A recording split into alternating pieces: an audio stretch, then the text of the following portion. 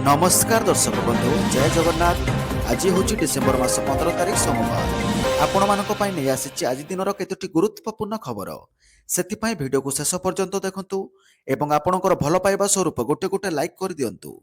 ता पूर्वरु चैनल को नुआ करि आसीथिले चैनल को सब्सक्राइब कर दियंतु। एमिति प्रतिदिन लेटेस्ट न्यूज सर्वप्रथमे देखिबा पाई एबे आसंतु संपूर्ण खबर उपरे नजर पकेबा। आजिर प्रथम खबर धान खोलारे निया लगाइदेले दुर्बृत्त जलीगला 600 बस्ता धान। पुणी धान खोलारे निया लगाई देइछन्ति दुर्बृत्त। ए घटनाटी घटिछि बलांगीर जिल्ला देवगां ब्लॉक ओडार पंचायत जलिया गाँवर चाषी सूर्यनारायण नायकଙ୍କ धान खोलारे गदा होइतबा धानरे रातिरे निया लगाई देइछन्ति दुर्बृत्त। रविवार मध्याह्ନରେ चाषी खोलारे निया लागितिबार जणा पडिबा बेले दमकल बाहिनी को खबर देइथिले। दमकल बाहिनी आसी दुईटी गाड़ी निया लिभाइबारे व्यस्त रहिथिले किंतु 90% धान पोड़ी जाइथिबार खबर मिलिछि। प्राय 600 बस्ता धान होइतांता धार उधार करी चाष करथिबा चाषी उपरे चड़क पड़िछि। स्थानीय आम आदमी पार्टीर नेता आशीष पांडे न्याय लागिथिबा धान खोलाକୁ पहुंची करी चाषी को खूब शीघ्र क्षतिपूरण देबा पई दाबी रखिछन्ति। परवर्ती खबर पर्यटकों को दूर दूरंतरु टाणी आणुछि ओडिशार काश्मीर दारिंगबाड़ी। सही स्थान रे मौलिक सुविधा पई निवेदन करा जायछि सरकार को। ओडिशार काश्मीर कहजाउथुबा दारिंगबाड़ी समेत तार आखपाखरे पर्यटकों भिड़ देखा मिली। एभली एक पर्यटन क्षेत्र दारिंगबाड़ी ठारू मात्र 22 किलोमीटर दूरतार रही जहाँकि पर्यटकों को दूर दूरांतरु टाणी आणुछि। दारिंगबाड़ी और पोर्टगढ़ ब्लॉक सीमा राणीपांगा पंचायत रे रही दारिंगबाड़ी जलप्रपात ଯେଉଁଠି ସୌନ୍ଦର୍ଯ୍ୟର ଭରପୁର ହୋଇଛି ପରିବେଶ। पर्यटक ବଣଭୋଜି କରି ମଜା ନେବା ସହ ବାରମ୍ବାର ସେଠାକୁ ଆସିବାକୁ ପସନ୍ଦ କରୁଛନ୍ତି। ଯେଉଁ पर्यटक ଦାରିଙ୍ଗବାଡ଼ି ଆସନ୍ତି ସେମାନେ ନିଶ୍ଚିତ ହୋଇ ଜଳପ୍ରପାତକୁ ବୁଲିବାକୁ ଯିବାକୁ ପସନ୍ଦ କରୁଥିବା ଜଣାପଡ଼ିଛି। ତେବେ ସେଠାରେ पर्यटकଙ୍କୁ ମୌଳିକ ସୁବିଧା ମିଳୁନଥିବା ବେଳେ ସେଠାରେ ପହଞ୍ଚିବା ପାଇଁ ସଂଯୋଗୀକରଣ ରାସ୍ତାର ଉନ୍ନତି ସହ ପିଇବା ପାଣିର ବ୍ୟବସ୍ଥା ଶୌଚାଳୟ ରହିଥିଲେ ସୁଦ୍ଧା ତାହା ଅଚଳ ବ୍ୟବସ୍ଥା ଯୋଗୁଁ ଆସୁଥିବା पर्यटकଙ୍କୁ ସମସ୍ୟାର ସମ୍ମୁଖୀନ ହେଉଥିବ पर्यटकମାନେ ନିଜ ମତ ରଖିଛନ୍ତି ଏବଂ ଜିଲ୍ଲା ପ୍ରଶାସନ ପକ୍ଷରୁ पर्यटकଙ୍କ ମୌଳିକ ସୁବିଧା ସହ ସାମାଜିକ ସୁରକ୍ଷା ବ୍ୟବସ୍ଥା ରାସ୍ତା संप्रसारण शौचालय सौंदर्यकरण आदि करागले आहुरी पर्यटकों सेठाକୁ ଯିବେ अधिक पसंद करेंगे बोली पर्यटक माने सूचना देइछन्ति। परवर्ती खबर बरगढ़ विधायकों महानता नवीन परे वर्धित दरमा को जनसेवारे लगेबे। राज्य में विधायकों दरमा वृद्धि प्रसंग एवं सबुआड़े चर्चार विषय होइछि। राज्य में प्रथम थर पाई भाजपा शासन को आसीछि। तेबे राज्य में शासन रे 2 वर्ष न पूर्ण सरकार विधायकों दरमा 3 गुणा करने निष्पत्ति एवं राज्य सरकार को ओडरे पकई। सोशल मीडिया रे याकू बहु लोके नापसंद करुवा परिलक्षित होइछि। तेबे पूर्वतन मुख्यमंत्री तथा वर्तमान विरोधी दल नेता नवीन पट्टनायक शनिवार वर्धित दरमा माने से नेबे नाही बोली से सूचना दैछन्ति एवं गरीबों सेवारे ताहा विनियोग पई मुख्यमंत्री मोहन चरण माझी को चिठी लिखि जणाइछन्ति। नवीन को एभली निष्पत्ति को विभिन्न महल रे स्वागत करा जाउथिबा बेले शासक दलर विधायक मध्य एबे तांकर एही पथानुसरण करुवा परिलक्षित होइछि। रविवार बरगढ़ विधायक अश्विनी कुमार षडंगी निज फेसबुक पेज रे वर्धित दरमा को नहीं से मंतव्य रखिछन्ति। वर्धित दरमा टंका मुख्यमंत्री रिलीफ फंड किंबा जिलापालଙ୍କ जरिए लोकों सेवारे लगेबे बोली बरगढ़ विधायक अश्विनी षडंगी सेत्रे उल्लेख करछन्ति। विधायक षडंगी को एभली पदक्षेप को विभिन्न महल रे स्वागत करा जायछि। परवर्ती खबर एससीसी सीमेंट फैक्ट्री किणवा पर प्रथम थर पई बरगढ़ गस्त आसबाकू सबकिछि भूली देखिले प्रतिष्ठित शिल्पपति गौतम अदानी। शिल्पपति गौतम अदानी को साधारणतः समस्ते जानिथिबे। गोटे दिन थिला जेबे तांको आर्थिक अवस्था को नहीं निज पाठपढ़ा छाड़िबा को बाध्य होइतिला। मात्र आज से एयरपोर्ट ठारू आरंभ करी बंदर तथा कोयला ठारू आरंभ करी घरे व्यवहृत होउथुबा तेल ठारू से पैसा कमाउछन्ति। आत्र वर्तमान मध्य एभली लोक अछन्ति जे माने तांको सम्बन्धरे विशेष किछि जानिछन्ति। शिल्पपति गौतम अदानी को नेटवर्क तथा उद्योगपति मानक ठारू बहुत अधिक अटे। कारण गोटे डायलॉग अच्छी जहां अदानी सिद्ध साब्यस्त करते से कहते कौन धंदा छोट तथा बड़ हो न थाए। समय सहित अदानी को जो काम मिलला से तांको संपूर्ण मनरे करले। तांकर जन्म 1962 मसीह अहमदाबाद रे एक गरीब परिवार रे होइतिला। बापांकर छोट काम थिला मात्र ताहा किसी खास भाव रे चालू नथिला। एभली परिस्थिति रे समय आर्थिक सहित परिस्थिति आहुरी बिगड़ी चलीगला। यह फल गौतम अदानी को निज पाठपढ़ा आधार ही छाड़ा पड़ता। यह सहित से बड़ आशा मुंबई को अति कम बयस चली आसते बहुत संघर्ष करने पड़ता। धीरे धीरे निजर कठिन परिश्रम बल आज दिन में शिल्पपति गौतम अदानी निजर परिचय विस्तार करने लगी। बड़ बड़ राज्य को बिजुली सप्लाय करती। ବର୍ତ୍ତମାନ ଏସ୍ସିସି ସିମେଣ୍ଟ ଫ୍ୟାକ୍ଟ୍ରି କିଣିବା ପରେ ପ୍ରତିଷ୍ଠିତ ଶିଳ୍ପପତି ଗୌତମ ଆଦାନୀ ଓଡ଼ିଶାର ବରଗଡ଼କୁ ଆସି ପହଞ୍ଚିଛନ୍ତି। ହେଲିକପ୍ଟର ମାଧ୍ୟମରେ ସେ ଆସି ପହଞ୍ଚିଥିଲେ। ତାଙ୍କ ସହିତ ତାଙ୍କ ଗାର୍ଡ ମଧ୍ୟ ରହିଥିଲେ। ବରଗଡ଼ରେ ସେ ଚାରିଆଡ଼େ ବୁଲି ଦେଖିଥିଲେ। ଆଦାନୀଙ୍କୁ ଦେଖିବାକୁ ପାଇଁ ସ୍ଥାନୀୟ ବାସିନ୍ଦା ମଧ୍ୟ ଉପସ୍ଥିତ ଥିଲେ। ଖୁବ୍ ସମୟ ମଧ୍ୟରେ ସେ ସମ୍ପୂର୍ଣ୍ଣ ଭାରତବର୍ଷରେ ନିଜର ପ୍ରତିଷ୍ଠା କରିପାରୁଛନ୍ତି ବୋଲି ଖବର ମିଳିଛି। ପରବର୍ତ୍ତୀ ଖବର, ଆଭ୍ୟନ୍ତରୀଣ ଓଡ଼ିଶାରେ ହାଡ଼ଭଙ୍ଗା ଶୀତ ଜାରି ରହିଛି। ଉଦୟଗିରି ରାଜ୍ୟର ସବୁଠାରୁ ଥଣ୍ଡା ସ୍ଥାନ ପାଲଟିଛି ଏବଂ ସର୍ବନିମ୍ନ ତାପମାତ୍ରା 3.1 ଡିଗ୍ରୀକୁ ହ୍ରାସ ପାଇଛି। ଫୁଲବାଣୀ, ଦାରିଙ୍ଗବାଡ଼ି, ଉଦୟଗିରି, ବାଲିଗୁଡ଼ା, ତୁମୁଡ଼ିବନ୍ଧ ଏବଂ କୋଟାଗଡ଼ା ଅଞ୍ଚଳରେ ପ୍ରବଳ ଥଣ୍ଡା ଦେବା ସହ ସକାଳେ ଘନ କୁହୁଡ଼ି ଦେଖିବାକୁ ମିଳିଛି। ଏହି ସମୟରେ ଅନେକ ସ୍ଥାନରେ ତୁଷାରପାତ ଭଳି ପରିସ୍ଥିତି ମଧ୍ୟ ଦେଖାଦେଇଛି। ଫୁଲବାଣୀରେ ସର୍ବନିମ୍ନ ତାପମାତ୍ରା 5.5 ଡିଗ୍ରୀ, ଦାରିଙ୍ଗବାଡ଼ିରେ 6 ଡିଗ୍ରୀ ରେକର୍ଡ କରାଯାଇଛି। ଏହା ସହ ରାଉରକେଲାରେ 8.2 ଡିଗ୍ରୀ, ଝାରସୁଗୁଡ଼ାରେ 8.9 ଡିଗ୍ରୀ ଓ କେନ୍ଦୁଝରରେ 10.6 ଡିଗ୍ରୀ ତାପମାତ୍ରା ରେକର୍ଡ କରାଯାଇଛି। ସେହିଭଳି ସମ୍ବଲପୁରରେ 11.8, ହୀରାକୁଦରେ 13 ଡିଗ୍ରୀ, ଭୁବନେଶ୍ୱରରେ 13.2 ଡିଗ୍ରୀ, ବାଲେଶ୍ୱରରେ 14.1, ଚାନ୍ଦବାଲି 15 ଡିଗ୍ରୀ, ପାରାଦୀପ 15.5 ଡିଗ୍ରୀ, ଗୋପାଳପୁରରେ 16 ଡିଗ୍ରୀ ଓ ପୁରୀର ତାପମାତ୍ରା 17.1 ଡିଗ୍ରୀ ରେକର୍ଡ କରାଯାଇଛି। ରାଜ୍ୟରେ ଆଗାମୀ 6ରୁ 7 ଦିନ ପର୍ଯ୍ୟନ୍ତ ଥଣ୍ଡା ଜାରି ରହିବ ବୋଲି ପାଣିପାଗ ବିଭାଗର ପୂର୍ବାନୁମାନ ଅନୁଯାୟୀ ଦିନର ସର୍ବୋଚ୍ଚ ତାପମାତ୍ରା 29 ଡିଗ୍ରୀ ଏବଂ ରାତିର ସର୍ବନିମ୍ନ ତାପମାତ୍ରା 12 ଡିଗ୍ରୀ ରହିବ। ଆଞ୍ଚଳିକ ପାଣିପାଗ ବିଭାଗ ଅନୁଗୁଳ ଏବଂ ଝାରସୁଗୁଡ଼ା ଜିଲ୍ଲା ପାଇଁ ଥଣ୍ଡା ଲହରୀ ପାଇଁ ୟେଲୋ ୱାର୍ଣ୍ଣିଂ ଜାରି କରାଯାଇଛି। ପରବର୍ତ୍ତୀ ଖବର, ସମନ୍ୱିତ ସଡ଼କ ସୁରକ୍ଷା ଡ୍ୟାସବୋର୍ଡର ସମୀକ୍ଷା କଲେ ରାଜ୍ୟ ସରକାର। ଓଡ଼ିଶା ସରକାରଙ୍କ ବାଣିଜ୍ୟ ଏବଂ ପରିବହନ ବିଭାଗ ରାଜ୍ୟରେ ସମନ୍ୱିତ ଏକ ତଥ୍ୟଚାଳିତ ସଡ଼କ ସୁରକ୍ଷା ପ୍ରଶାସନକୁ ସୁଦୃଢ଼ କରିବା ପାଇଁ ସମନ୍ୱିତ ସଡ଼କ ସୁରକ୍ଷା ଡ୍ୟାସବୋର୍ଡର ସମୀକ୍ଷା କରିଛି। ସମୀକ୍ଷାରେ ଡ୍ୟାସବୋର୍ଡର ଗଠନ ତଥା ସମନ୍ୱୟ ଏବଂ ସୂଚନାପ୍ରାପ୍ତ ନିଷ୍ପତ୍ତି ଗ୍ରହଣ, ସମନ୍ୱିତ କାର୍ଯ୍ୟ ଏବଂ ସଡ଼କ ସୁରକ୍ଷା ପଦକ୍ଷେପର ପ୍ରଭାବଶାଳୀ ତଦାରଖକୁ ପ୍ରଭାବଶାଳୀ କରିବା ପାଇଁ ଆନ୍ତଃବିଭାଗୀୟ ବ୍ୟବହାର ଉପରେ ଧ୍ୟାନ ଦିଆଯାଇଥିଲା।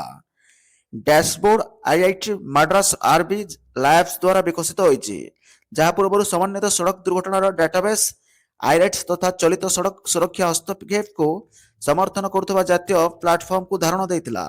ରାଜ୍ୟ ପରିବହନ ପ୍ରାଧିକରଣ, ଏସ୍ଟିଏ, ପୋଲିସ, ସଡ଼କ ମାଲିକାନା ସଂସ୍ଥା, ସ୍ୱାସ୍ଥ୍ୟ ବିଭାଗ, ଜାତୀୟ ସୂଚନା ବିଜ୍ଞାନ କେନ୍ଦ୍ର ଏବଂ ଅନ୍ୟାନ୍ୟ ଅଂଶୀଦାରମାନଙ୍କୁ ନେଇ ଏକ ବ୍ୟାପକ ପରାମର୍ଶ ପ୍ରକ୍ରିୟା ମାଧ୍ୟମରେ ଡ୍ୟାସବୋର୍ଡର ବିକାଶକୁ ମାର୍ଗଦର୍ଶନ କରିଥିଲା, ଯାହା କାର୍ଯ୍ୟକ୍ଷମ ଆବଶ୍ୟକତା ସହିତ ସମନ୍ୱୟ ଏବଂ ବିଭାଗ ମଧ୍ୟରେ ସହଭାଗୀ ମାଲିକାନା ସୁନିଶ୍ଚିତ କରିଥିଲା। ବାଣିଜ୍ୟ, ସହବାଜ ଓ ବାଣିଜ୍ୟ ପରିବହନ ଉପରେ ଦେଇ ସଚିବ ଉଷା ପାଢ଼ୀ ଗୁରୁତ୍ୱାରୋପ କରିଥିଲେ ଯେ ଡିଜିଟାଲ ପ୍ଲାଟଫର୍ମର ପ୍ରଭାବ ସେମାନଙ୍କର ଗ୍ରହଣ ଏବଂ ନିୟମିତ ଭାବରେ ନିର୍ଭର କରେ ବୋଲି ଖବର ମିଳିଛି। ପରବର୍ତ୍ତୀ ଖବର, ରାଜ୍ୟ କର୍ମଚାରୀଙ୍କ ଆସିଲା ବଡ଼ ଖୁସି ଖବର। ରାଜ୍ୟ ସରକାର ନେଲେ ଏହି ବଡ଼ ନିଷ୍ପତ୍ତି। ସୂଚନା ଅନୁସାରେ ବଢ଼ିଲା ମହଙ୍ଗା ଭତ୍ତା। ରାଜ୍ୟ ସରକାରୀ କର୍ମଚାରୀଙ୍କ ମହଙ୍ଗା ଭତ୍ତା ସରକାରୀ ବୃଦ୍ଧି କରିଲେ। ସରକାରଙ୍କର ଅଧୀନରେ ଥିବା ସରକାରୀ ଓ ପେନ୍ସନଭୋଗୀ କର୍ମଚାରୀଙ୍କର ଭତ୍ତା ବଢ଼ିବାର ସୂଚନା ମିଳିଛି। ପ୍ରତ୍ୟେକଟି ବ୍ୟକ୍ତି ଯେଉଁମାନେ ନିଜର ପାଠ ଓ କଠିନ ଅଧ୍ୟବସାୟ ବଳରେ ନିଜ କ୍ୟାରିୟରକୁ ଗଢ଼ିଥାନ୍ତି, ସେହି ସବୁ ବ୍ୟକ୍ତି ବିଶେଷଙ୍କର ସରକାରୀ ଚାକିରି କରିବାର ବହୁତ ଇଚ୍ଛା ଶକ୍ତି ରହିଥାଏ। ତେଣୁ ସେମାନେ ନିଜର ପାଠ ଓ ବୁଦ୍ଧି ବଳରେ ନିଜ କୌଶଳ ଅନୁସାରେ ସରକାରୀ ଚାକିରି ଖଣ୍ଡେ ମିଳିବାର ଆଶା ରଖିଥାନ୍ତି। ଯେଉଁମାନେ ଆଜିର ବର୍ତ୍ତମାନ ସମୟରେ ସରକାରଙ୍କ ଅଧିଭୁକ୍ତ ହୋଇ ସରକାରୀ ଚାକିରି କରୁଛନ୍ତି, ଏହା ସହିତ ନିଜର ବହୁମୂଲ୍ୟ ସମୟ ଦେଇ ସରକାରୀ କାର୍ଯ୍ୟଗୁଡ଼ିକୁ ପରିଚାଳନା କରୁଛନ୍ତି, ସେମାନଙ୍କର ପ୍ରାପ୍ୟ ଅନୁସାରେ ମାସିକ ଦରମା ରହିବ। ଏହା ସହିତ ସେମାନଙ୍କର ଚାକିରି ସମୟ ସାରିବା ପରେ ପେନ୍ସନର ସୁବିଧା ମଧ୍ୟ ସରକାରଙ୍କ ତରଫରୁ ରହିଥାଏ। ତେଣୁ ବର୍ତ୍ତମାନ ସୂଚନା ମୁତାବକ ସରକାରଙ୍କ ଅଧିକ ଭୁକ୍ତ ସରକାରୀ ଚାକିରିଆ ଓ ପେନ୍ସନ ଉପଭୋଗୀମାନଙ୍କର ପେନ୍ସନ ଦରମା ବୃଦ୍ଧି କରାଯାଇଛି। ଏହି ଜରୁରୀ ଘୋଷଣାକୁ ଓଡ଼ିଶାର ମାନ୍ୟବର ମୁଖ୍ୟମନ୍ତ୍ରୀ ମଞ୍ଜୁରୀ ପ୍ରଦାନ କରିଛନ୍ତି।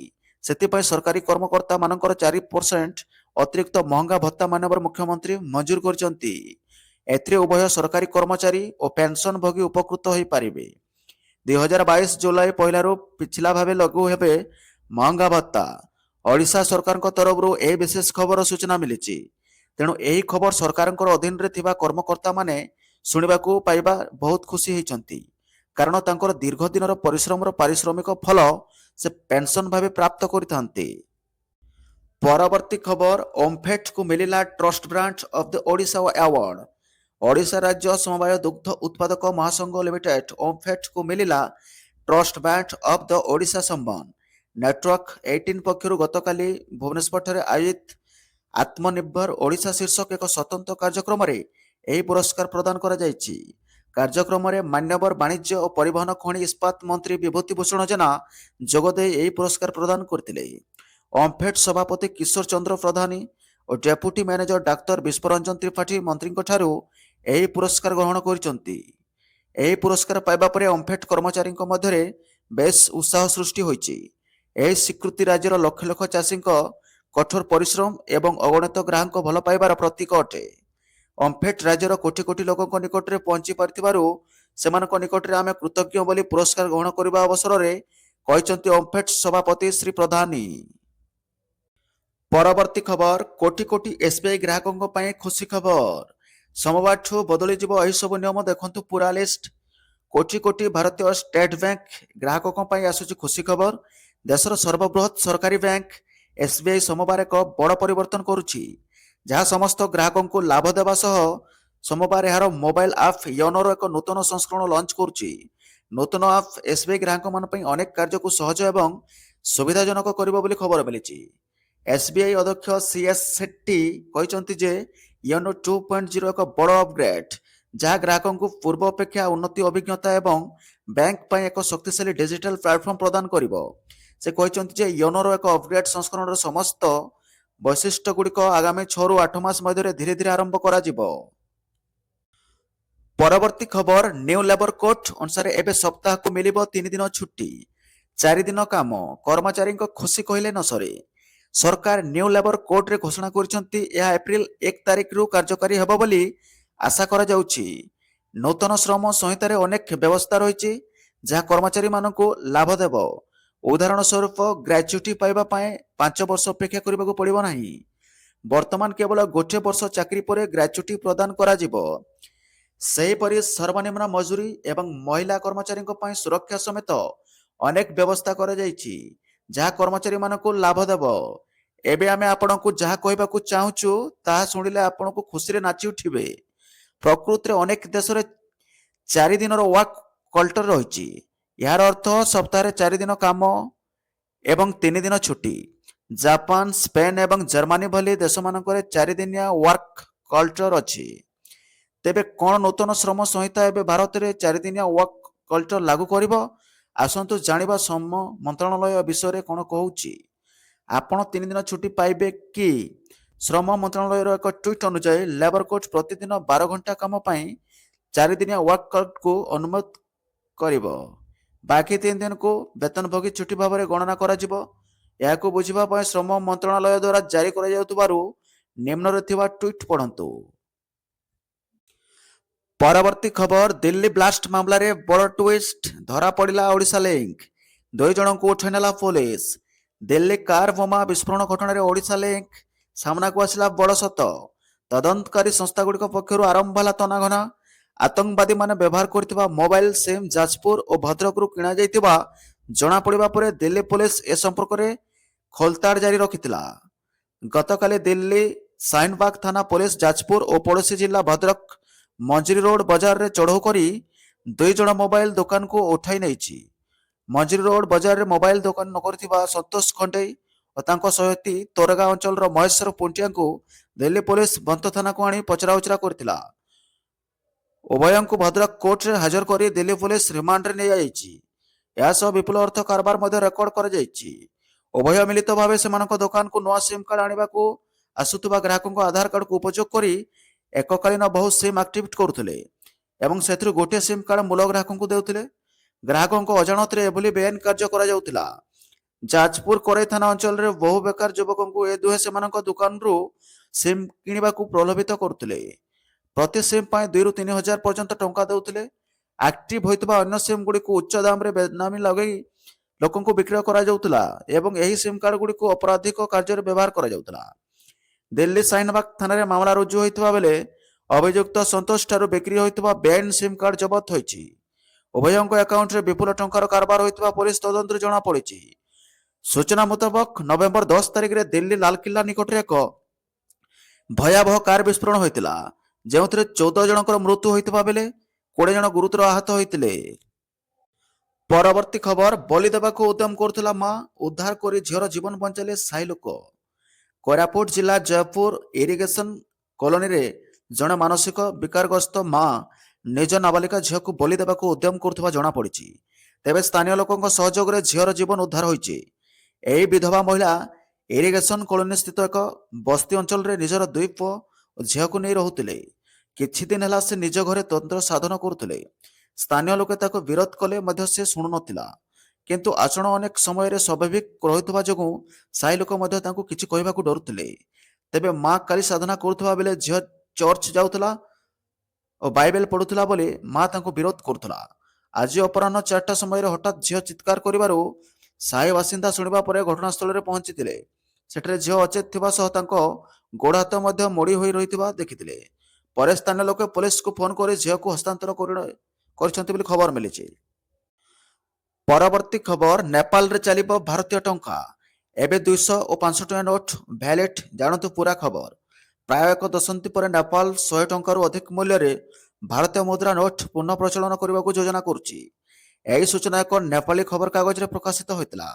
ଏହି ହିମାଳୟ ପଡ଼ୋଶୀ ଦେଶରେ ପ୍ରାୟ 10 ବର୍ଷ ଧରି ଉଚ୍ଚ ମୂଲ୍ୟର ଭାରତୀୟ ମୁଦ୍ରା ନୋଟ ନିଷିଦ୍ଧ କରାଯାଇଛି। ଦ କାଠମାଣ୍ଡୁ ପୋଷ୍ଟ ନେପାଳୀ ଅଧିକାରୀମାନଙ୍କୁ ଉଦ୍ଧାର କରି କହିଛି ଯେ ଏହି ପଦକ୍ଷେପ ଭାରତ ଯାତ୍ରା କରୁଥିବା ନେପାଳୀ ପ୍ରବାସୀ ଶ୍ରମିକଙ୍କ ସହିତ ଉଭୟ ଦେଶର ଛାତ୍ର, ତୀର୍ଥଯାତ୍ରୀ, ଚିକିତ୍ସା ପରିଦର୍ଶକ ଏବଂ ପର୍ଯ୍ୟଟକଙ୍କ ପାଇଁ ମୁଦ୍ରା ସମ୍ବନ୍ଧୀୟ ସମସ୍ୟାକୁ ଯଥେଷ୍ଟ ଆଶ୍ୱସ୍ତି ଦେବ। ନେପାଳ ରାଷ୍ଟ୍ର ବ୍ୟାଙ୍କ ସର୍କୁଲାର ଜାରି କରିବ। ନେପାଳ ରାଷ୍ଟ୍ର ବ୍ୟାଙ୍କ ଏନ୍ଆରବି ମୁଖପାତ୍ର ଗୁରୁପ୍ରସାଦ ପାଉଡେଲ କହିଛନ୍ତି, ଆମେ ଏ ସମ୍ପର୍କରେ ନେପାଳ ଗେଜେଟରେ ଏକ ବିଜ୍ଞପ୍ତି ପ୍ରକାଶ କରିବାକୁ ପ୍ରସ୍ତୁତ ହେଉଛୁ। ଏହାପରେ ଆମେ ନୂତନ ନିୟମ ସରକାରকে ବ୍ୟାଙ୍କ ସହାୟତାରେ ଆମେ ଜଣାଇବୁ। ପାଇଡେଲ କହିଛନ୍ତି ଯେ ଏହି ନୂତନ ନିୟମ ପାଇଁ ଆନୁଷ୍ଠାନିକ ତାରିଖ ପର୍ଯ୍ୟନ୍ତ ସ୍ଥିର ହୋଇନାହିଁ, କିନ୍ତୁ ପ୍ରକ୍ରିୟା ଶେଷ ପର୍ଯ୍ୟାୟରେ ଅଛି ବୋଲି ଖବର ମିଳିଛି। ପରବର୍ତ୍ତୀ ଖବର, ରେଳବାଇ ସହିତ ଜଡ଼ିତ ଥିବା ପରୀକ୍ଷା ତାରିଖ ଏବଂ ନିଯୁକ୍ତି ପ୍ରକ୍ରିୟାକୁ ନେଇ ଦୀର୍ଘ ଦିନ ଧରି ପ୍ରାର୍ଥୀମାନେ ଦ୍ୱନ୍ଦ୍ୱରେ ଅଛନ୍ତି। ଏଭଳି ସମୟରେ ରେଳବାଇ ନିଯୁକ୍ତି ବୋର୍ଡ ଆର୍ଆର୍ବି 2026 ପାଇଁ ନିର୍ଦ୍ଧାରିତ ବିଭିନ୍ନ ନିଯୁକ୍ତି ପରୀକ୍ଷା ପାଇଁ ପରୀକ୍ଷା କ୍ୟାଲେଣ୍ଡର ପ୍ରକାଶ କରିଛି। ଏହି କ୍ୟାଲେଣ୍ଡର ପ୍ରାର୍ଥୀଙ୍କ ପାଇଁ ଗୁରୁତ୍ୱପୂର୍ଣ୍ଣ ବୋଲି ବିବେଚନା କରାଯାଉଛି।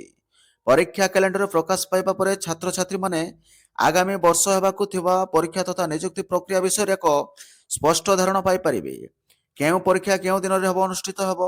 ଆର୍ଆର୍ବି ପରୀକ୍ଷା କ୍ୟାଲେଣ୍ଡର 2024 ଅନୁଯାୟୀ ବର୍ଷ ସାରା ପର୍ଯ୍ୟାୟକ୍ରମେ ବିଭିନ୍ନ ନିଯୁକ୍ତି ପରିଚାଳନା କରାଯିବ ବୋଲି ଖବର ମିଳିଛି।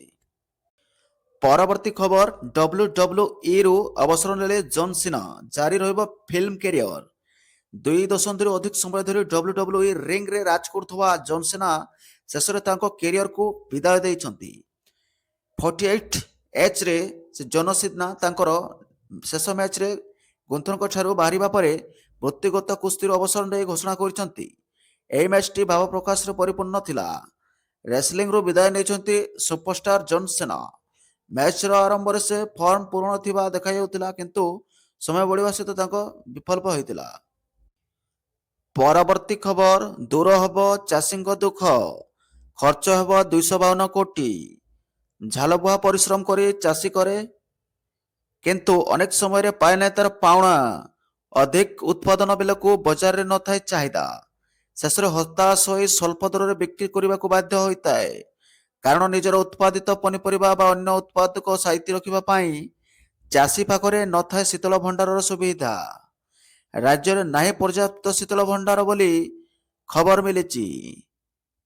ଚାଷୀ ଚାଷ କରୁଛନ୍ତି ସତ, କିନ୍ତୁ ଶୀତଳ ଭଣ୍ଡାରର ଅଭାବ ଥିବାରୁ କ୍ଷତି ସହୁଛନ୍ତି ଚାଷୀ। ପଡ଼ୋଶୀ ରାଜ୍ୟ ଉପରେ ନିର୍ଭର ରହୁଥିବାରୁ ଅନେକ ରାଜ୍ୟର ନିଜ ମନମୁଖୀ ଚଳାଇ ଆସୁଛନ୍ତି ଓଡ଼ିଶା ଉପରେ। ଏଭଳି ପରିସ୍ଥିତିରେ ରାଜ୍ୟ ସରକାରଙ୍କ ନୂତନ ଶୀତଳ ଭଣ୍ଡାର ନୀତି ଦୂର କରିବାର ହଜାର ହଜାର ଚାଷୀଙ୍କ ଦୁଃଖ କହିଲେ ନ ସରେ।